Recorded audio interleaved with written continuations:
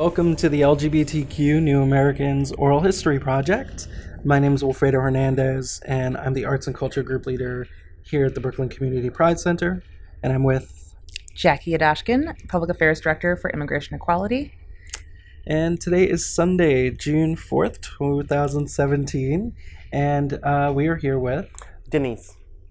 And where are you today, Denise? I'm at the downtown Brooklyn Community Pride Center, downtown Brooklyn. Thank you for being here. And I'm happy to be here. Welcome. We're happy to have you here. So, Denise, can you tell us where you grew up? I grew up in beautiful Trinidad and Tobago. And what was that like for you? Well, I grew up in a rural village, and whilst my childhood may have been littered with bouts of happiness, there was more unhappiness as opposed to having what you would consider a normal childhood. I was raised by my paternal grandparents, and I met my mother for the first time when I was 17. And what was that meeting like?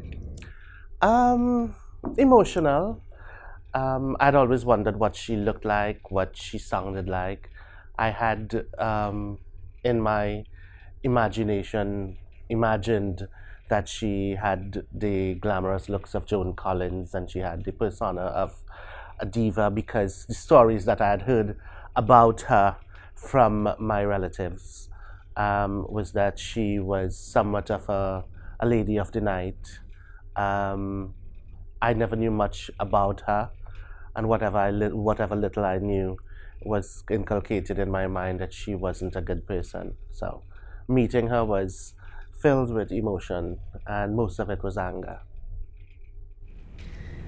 Well, what types of things did you like to do when you were growing up, like for fun? Oh, well, growing up with my grandmom, I started cooking at the age of 9. As a child, I always liked simple things. As an adult now, I can reflect upon my childhood and say that, having material things didn't matter to me. We grew up in abject poverty.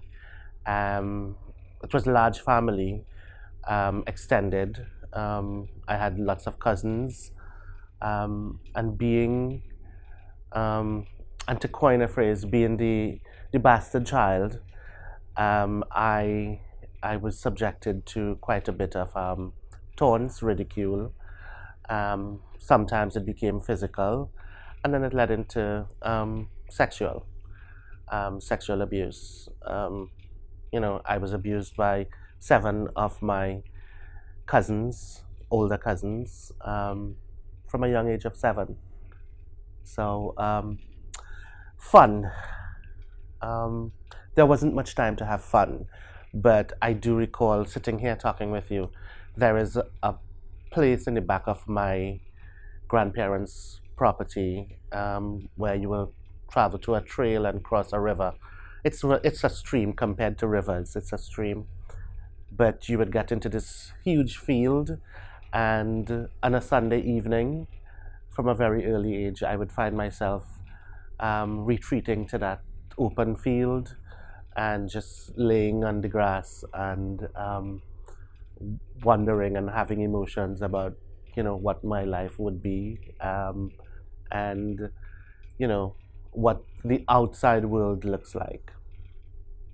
What places did you think you might end up going to? Did you ever think that you would end up traveling here? No, I never dreamed that I would go to New York, or even go to London, but I knew that I had to get out. One of my grandmother's messages to me was, if you want to get out of living poor, you have to focus on your studies. And I may not have been a brilliant student, but I was studious.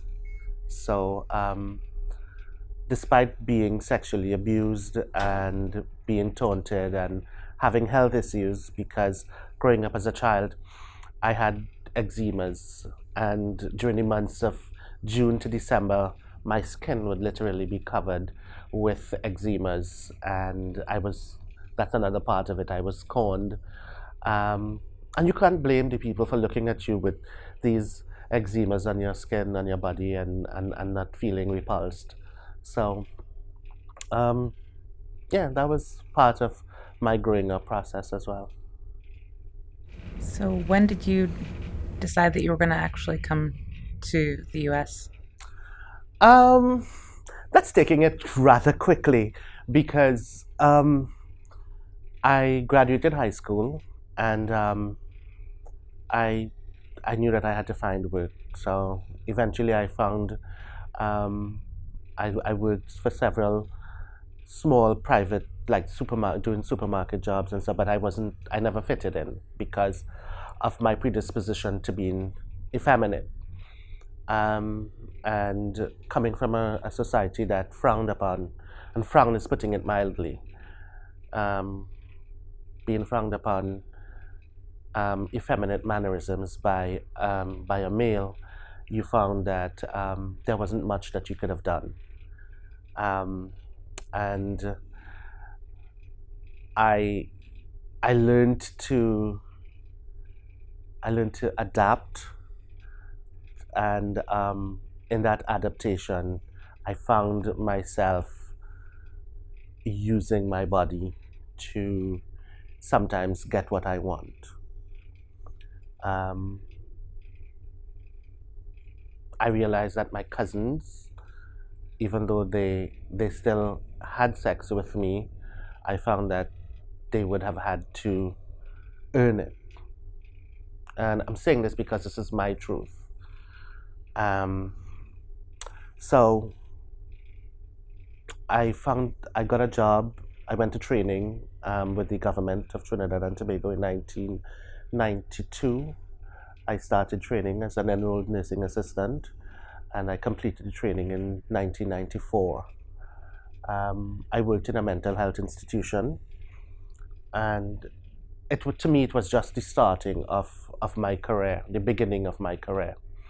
And in 1996 or thereabouts, my uncle decided that he was going to take my grandmom and take care of her because they felt that since I was working shift and I wasn't giving her sufficient attention, they decided to take her. One of the more devastating times in my life because I had literally grown up with her. I knew no other mother. She provided everything for me, and it was difficult. In 2004, I decided that I wanted to, that I had to. It wasn't about wanted anymore. I had moved out of the village that I grew up in, and I was living on my own. And at that time, I had become more in touch with my trans identity. It was no longer a state of confusion. It wasn't any longer a state of being unaware. I knew that I was trans. I had done sufficient research on it. It's my identity. It wasn't about questioning if I'm gay or not. It wasn't about sex. For me, it was a definitive rule that I am a woman. And to coin the phrase that I was born in the wrong body, I wasn't willing to accept that. And I will not accept that. I am who I am, and I identify as Denise because this is me. This is not a figment of my imagination or something that I can look back on 10 years away or 10 years back and say, I'm sorry, that is not me. This is who I am. This is where I go from here. So I was living alone, and I was renting a small apartment, and I had neighbors. My neighbors, they were not the friendly type. I worked in an emergency center in Chaguanas, Trinidad, and I was subjected to a lot of ridicule. I wasn't dressing to go to work. It was hard for me. I couldn't. Trinidad and Tobago and the Caribbean as a whole, we are so involved in a homophobic culture or transphobic culture that they would not recognize a trans person coming into work in a government institution. You would be ridiculed. You will be torn apart. So I had to force myself every day to get up, put on my face, and get out there and work, all the while knowing part of my of who I am, the essence of who I am, is not being met. So in private, I would be myself, and in my own. I had a few friends that obviously accepted me for who I was, and amongst each other we would share our real identities. And on one such evening in February of 2004, um, I had gone to a party, a friend's birthday, and I had worn a long black skirt, and a fitted bodice. I wasn't as big as I am now. Age has certainly gotten me on the chunkier side. So I had gone to a party. I had a couple drinks, and I came home in the morning, at the morning time, like around 2 in the morning. And there they were playing outside. My neighbors. They were playing cards. It was a ritual for them. On a weekend, they will sit outside their house. They will drink. They will throw things and stones on my apartment, on the roof of my apartment. They would harass me because they knew. And I was walking past them. I was a bit inebriated, but not totally. And they yelled out to me, started calling me names, and I answered. I did. I responded. You have to understand that part of who I am, I may not be able to fight, because I'm not a fighting person, but I can use my mouth. I can use my voice to respond, and I did that. And this was the first time that I was actually answering them back, so to speak, amidst taunts of bulla, which is basically a derogatory term, or macome man, or faggot. They were taunting me, and I responded, and they all rushed at me. At the side of my apartment, there was a drain that ran parallel, and so they scuffled with me. It was 6 of them. There was 1 woman, 5 guys, and they beat the shit out of me. And when they turned to walk away, actually the irony of it is one of the guys, not the woman, but one of the guys said, "Leave him alone now." An older gentleman. I can't recall his name, but I know his face. And he had said, "Leave him alone now." And I was startled. My skirt was torn to shreds. Jewelry was somewhere in the drain. I was in the drain. And the drain was filthy, so, I had to climb out of the drain, get out of the drain, and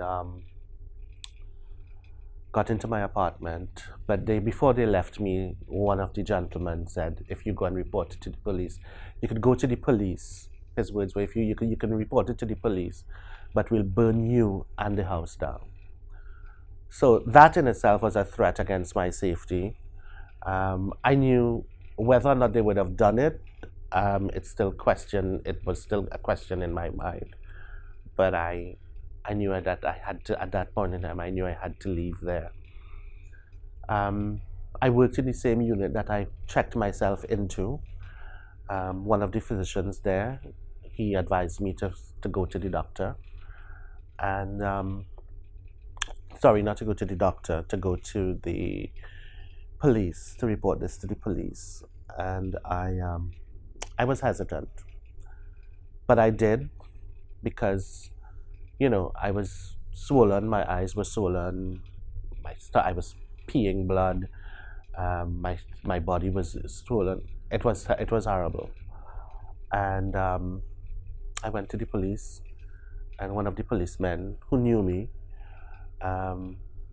he used a derogatory term. He called me a bulla, go on from here, which is chasing me away. And I looked for other support from other policemen and women who were there.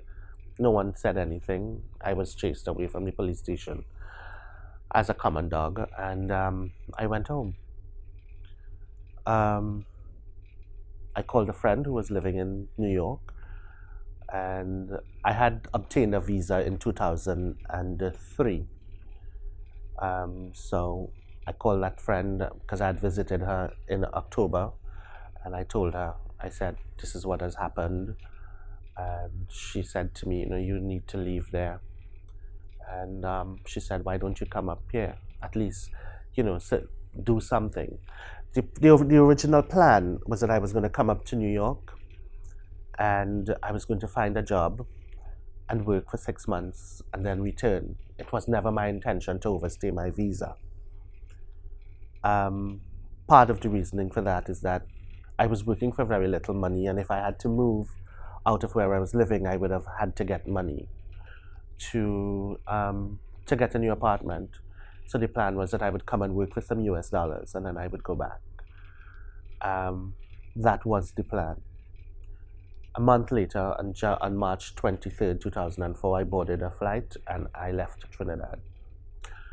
I got no pay leave from my job, and I was supposed to have stayed for 6 months. In May of 2004, a friend who lived close by to where I was previously living, I contacted her, and she told me that, it'll make no sense. It doesn't make any sense in you returning to the apartment, to Trinidad, because they burned down your apartment last week. So whatever I had in the apartment, which wasn't much, but it was my home, and that was it. I knew then and then that the money that I had saved up until May would not have helped me to go back, to return to Trinidad and find somewhere to live and for me to be happy. So that, with the constraints of I'm living in New York, and even though I didn't go many places at that point in time, I knew that somehow this is where I belonged. I considered the ramifications of staying here undocumented. My friend and I discussed it at length, and I decided to take a chance on it. And that is how I ended up in New York. And what was it like to be in New York when you got here? At first, New York intimidated me. Manhattan intimidated me. Tall buildings, the people, the coldness of it. Because I grew up, even though I grew up in a constrained environment, basically you knew everyone in the village, and everyone knew you. And whether they treated you bad or indifferent, you had some sort of a community. This was completely different. But I soon became a New Yorker. And I started looking for work. I was working, but I started trying to find other jobs that would help me to make more money. And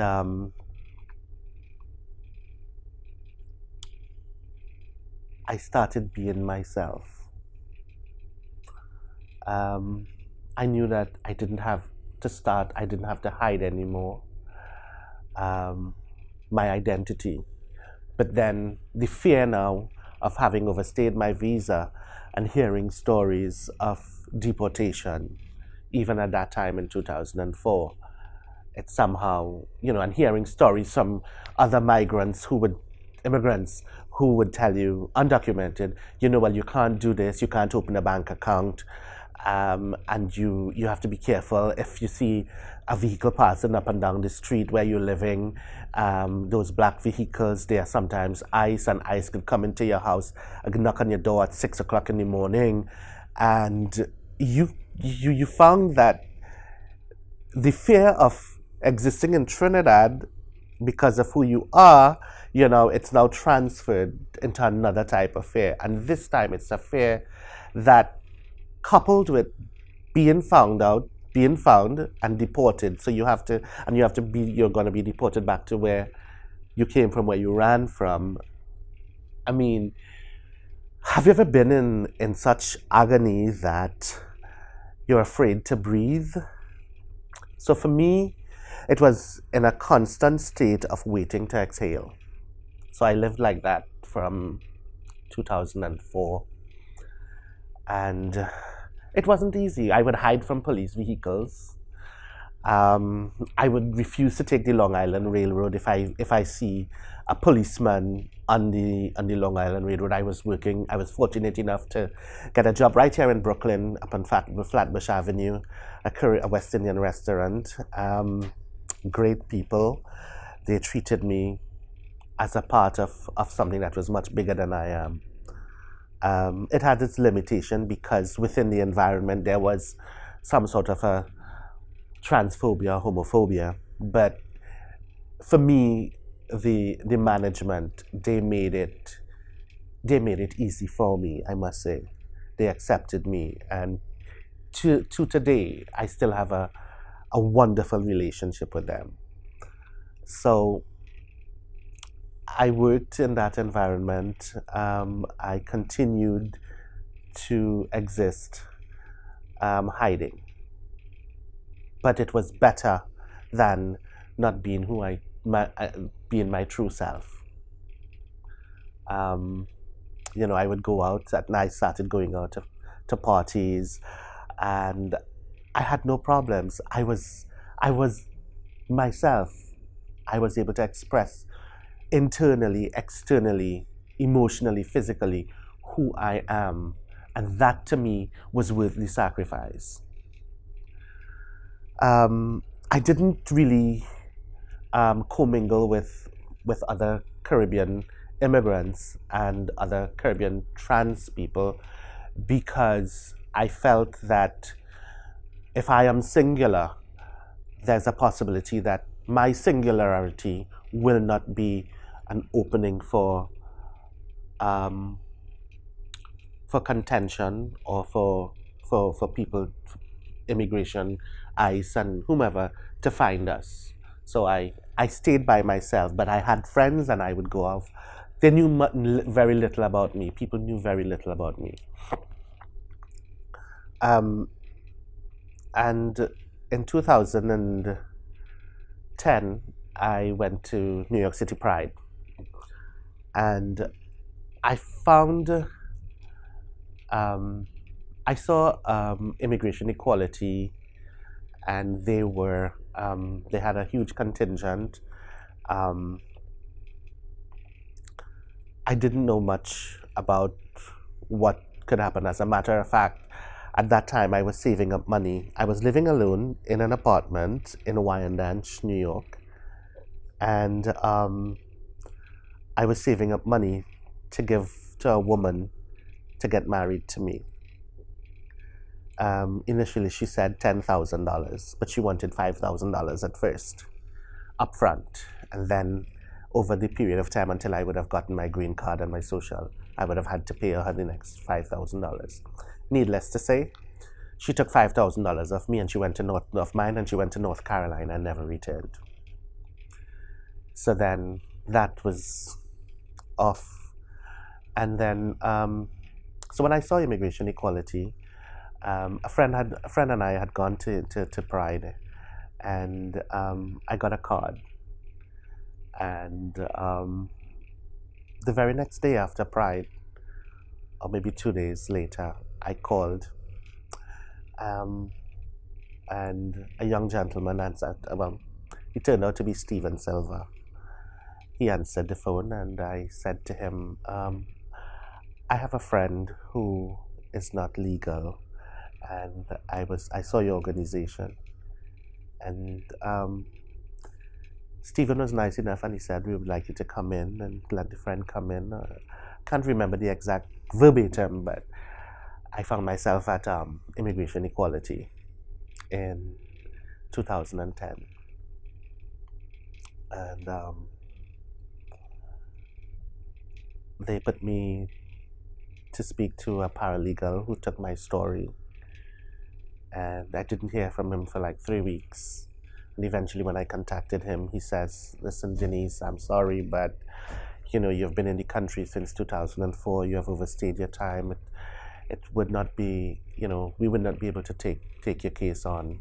And even if we were to take your case, there's a likelihood that they will put you in removal proceedings because you don't have any grounds for staying in the country and stuff. After I'd relived my past in writing my story, I was disappointed. And then a few weeks later, Stephen called me back, and he said, we would like to meet with you. Aaron would like to meet with you. And I sat. Aaron made no promises, but what he did say to me, he said, listen, we're going to fight it. And even if you were to be put into removal proceedings, it's not going to happen just like that. It's not going to happen right away. But I am willing. He said the words, I am willing to take on your case. I'm not making any promises, but we're going to try. And I said, okay. Stephen helped me to go over my story again, talk about my life, write it. It was hard reliving my past. And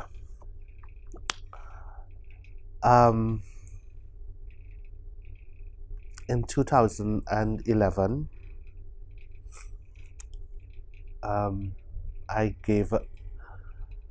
got an appointment to, at least, it was a start. At the same time, I was having problems where I was working. And this is not the restaurant that I was working at, but another job. And I had to move down to Maryland. And it was a blessing in disguise, because in New York, I had to wait a long time for the appointment. And I moved down to Maryland to stay at a cousin's house, and I transferred my case. Aaron said it's not a problem. He says, we have an affiliate in Maryland, in DC. We'll take your case, and I will come and I will represent you. And he did. I was put in removal proceedings. It was denied. At the interview, I was denied. On what grounds? I don't know. But I felt like I had suffered another blow. At that time, I was having challenges with my health, having suffered a heart attack in 2009, not having insurance. So I had a heart attack in 2009, November 23rd, 2009. And I checked myself out of the hospital after the procedure was done the following day. I didn't have any medication, so 7 months later, I had another heart attack. So I was not taking medication. I didn't have insurance. I didn't have anywhere to really live. I was staying at my cousin's in Maryland. It wasn't an ideal setting. And I wasn't working whilst I was in Maryland. It was hard. And when I got denied, I felt I'd suffered another blow. I remember taking the bus to go back to my cousin's place, and I'm feeling, I just want to die. I've had enough. I've had this struggle all my life, and putting aside other people's struggle, when you think of only yourself in this setting, you feel as though the world has dealt you a very cruel blow, and you're ready to resign. You're ready to go. I don't know what kept me going. Maybe it was a inner strength to fight. Maybe it was the fact that I was a coward, that I didn't want to do anything to harm myself. But I still survived. I continued. Aaron told me that they will appeal the case. We had a backup plan, and we appealed the case. It took us in 2014, October 21st, 2014. After a long wait, I walked into the courts, the immigration courts in Maryland, and it took but all 5 minutes. The immigration judge asked the state representative, attorney, do you have any objections to this young lady having being granted immigration status and asylum? And she said no. And with that,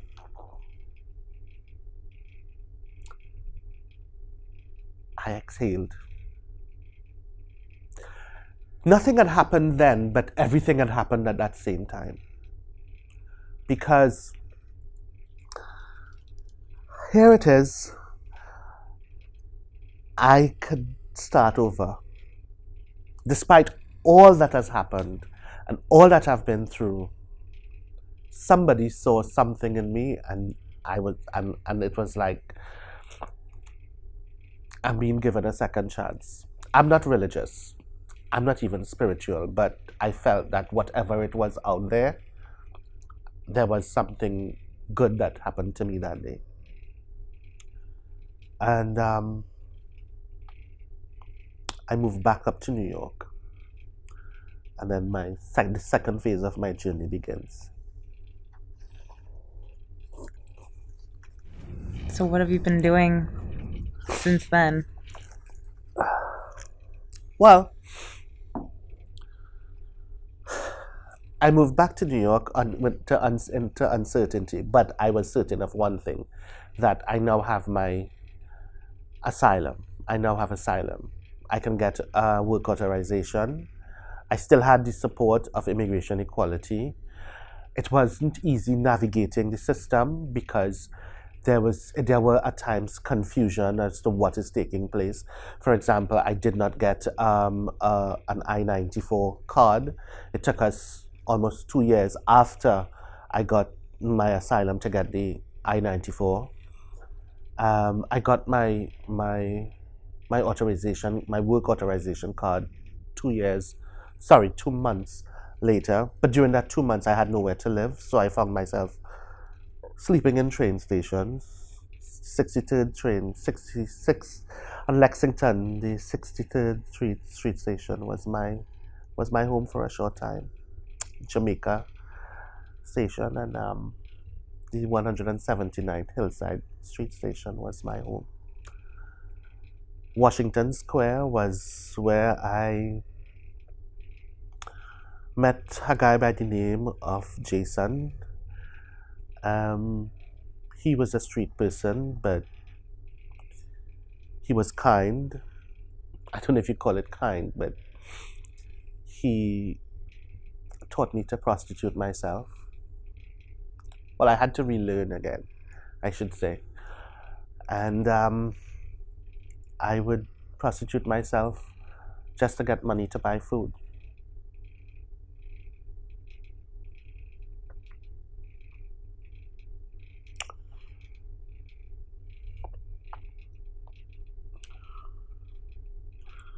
And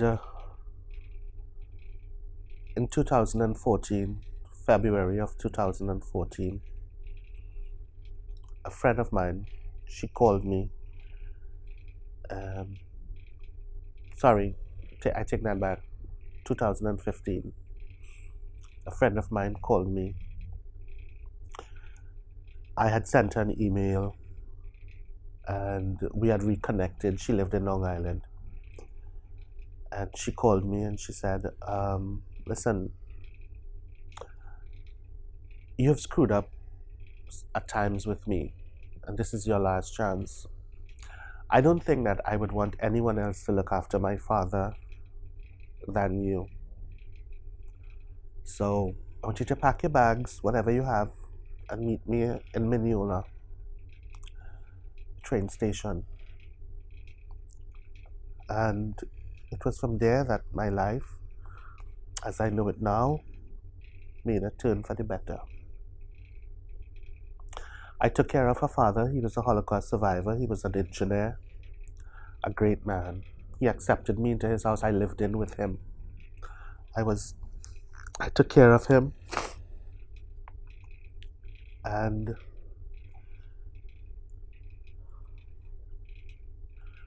he accepted me just the way I was. He knew my story, his daughter. She knew everything.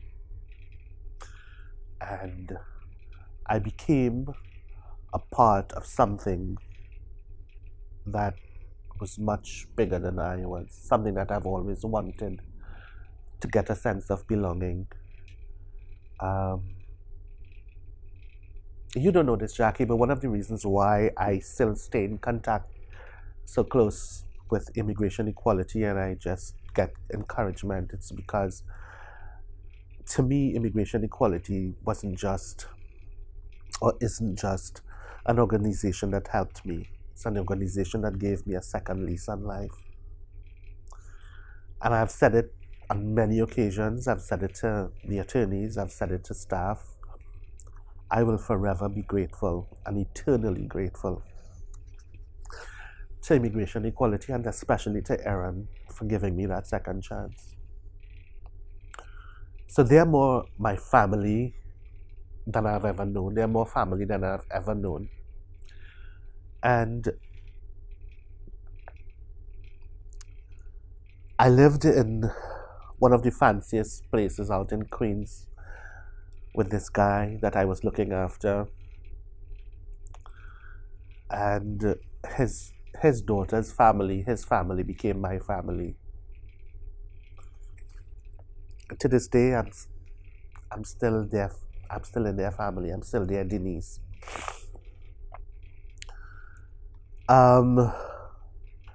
Unfortunately, he passed in 2015. I'm sorry, Okay. But I found another form of employment. I started taking care of another guy, and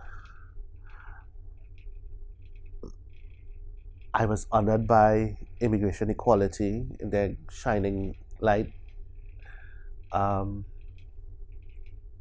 was able to stand at the Safe Haven Award ceremony and give my stories. And still, I didn't feel that I was giving back much. But a couple months ago, it was small, but it's a big feat for me. Because from a country that has taken me into their arms, it may not be a perfect scenario.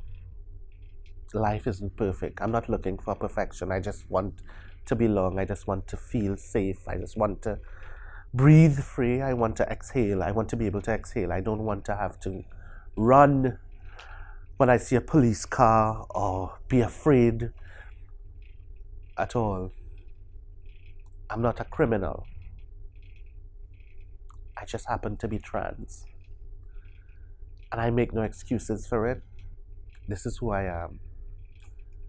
So I found employment at a company, Rite Aid. I have started working at Rite Aid. And if ever you were to come to my apartment, I have one of the best apartments places that I've ever lived, because I have done it myself.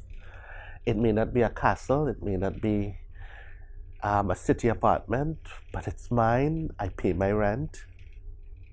I've been living there for the past 2 years. And my greatest accomplishment so far, believe it or not, is being able to pay taxes. From a country that has given me so much, a new lease on life, nothing made me feel such joy was to be able to actually see my pay stub and know that I am contributing back to what they have given me.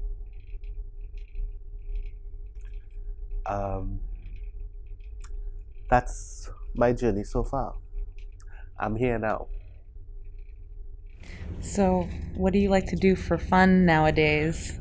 I still cook. I love cooking. I've always liked cooking.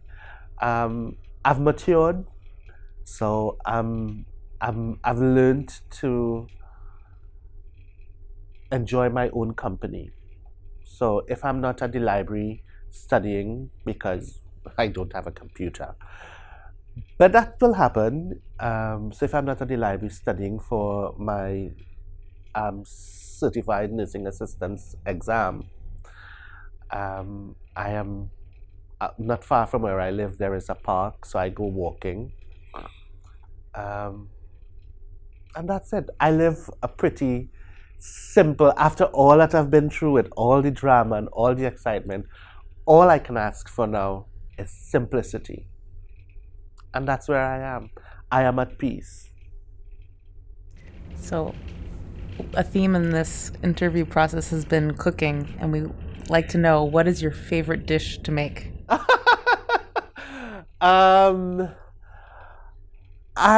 Someone asked me recently, what's my signature dish? I don't have a signature dish. And I'm not being boastful, but I can cook almost anything, and it tastes damn good. Because as my grandmother said, when you cook with love, it tastes the best. I just love when I cook. I give to my friends. I have a few friends. I have a bouquet of friends, and I give to them, and I just enjoy the compliments. And I even tell them that, pardon me, I even tell them that if even they don't like it, I want the comments as well, the negatives, because for me, I would learn from it. So that's my journey so far. That's where I am right now. I didn't think that I would be here. I remember times I would ride the subway, and I remember one particular Friday evening. It was a Memorial weekend evening, Friday, and everybody was hustling off to go into their destinations. And here it is. I had nowhere to stay, and I sat at the Long Island Railroad station in Jamaica. I knew I was smelling filthy, and I had to raise myself up to walk away from the tracks, because that was one of my lowest times, and I said to myself, you should just end it all. What stopped me was the fear of the pain of being hit by the train. But I wanted to die. At that point in time, it was one of my lowest points. My obituary will have probably meant nothing, because here it is, homeless person throws themselves, commits suicide on the Long Island Railroad. I think now my story begins again. Where I go from here, it's all on me. I've been given the tools. Immigration equality has given me a lease on life. Organizations like these, who are documenting the journey of Caribbean migrants on a whole, immigrants, undocumented. Sometimes it's not easy hearing these stories. Some stories differ, but they have a common thread, and that thread is the need to be accepted, the need to feel belonged, the need to feel safe. And I think America provides that, not just to undocumented trans people, but to the immigrant population as a whole.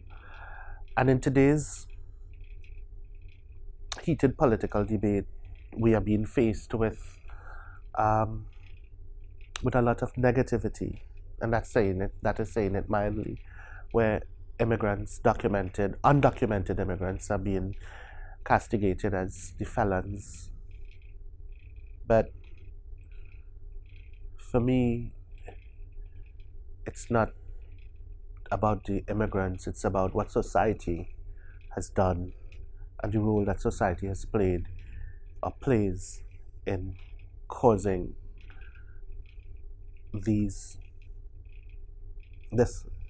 nasty rhetoric to perpetuate itself. I am not a Democrat nor Republican. I wouldn't even say that I'm independent. One day I hope that I can choose, because hopefully I'll be able to get the right to vote. But I believe that everybody deserves a chance. And of course, we have individuals in the midst of us, gay, straight, trans, whatever, Mexican, Ecuadorian, Filipino, Russian, Trini. There are many of us who are like bad apples. That doesn't mean to say that everyone should be bunched together in that same group.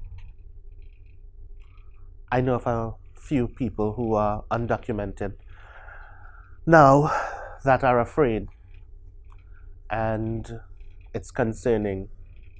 I wish there was more that I could do, that we can all do, but unfortunately, some of us are feeling the brunt of an ugly rhetoric that is causing people like me and even undocumented immigrants to go deep in the shadows of hiding.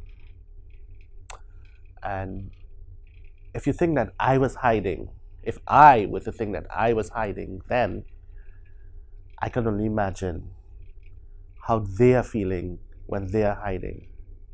My job where I work, I see now, you can tell, because I've been there.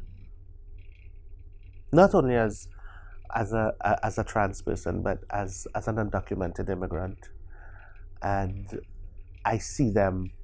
I can identify, without they saying anything. I can identify. I see the cowering faces, the fear on individuals' faces when they come.